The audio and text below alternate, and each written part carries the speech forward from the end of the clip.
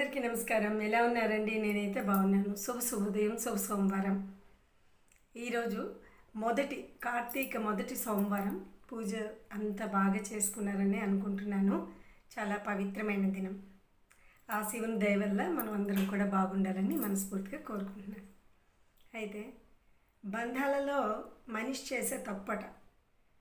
బంధాలలో మనిషి చేసే అతిపెద్ద తప్పు అదేంటంటే, మనము ఎదుటి వ్యక్తి చెప్పేది సగం వింటాం.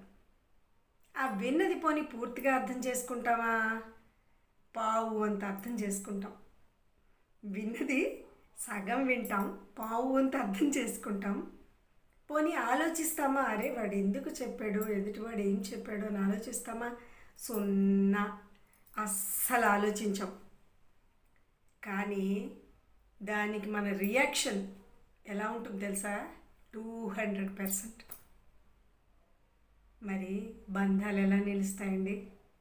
బంధాలు నిలవాలంటే ఎదుటి వ్యక్తి చెప్పింది పూర్తిగా వినాలి, దాన్ని పూర్తిగా అర్థం చేసుకోవాలి, దాని గురించి ఆలోచించి ఎలా అయితే బాగుంటుంది, ఎంతవరకు అతను చెప్పింది నిజమో అని తెలుసుకోగలగాలి.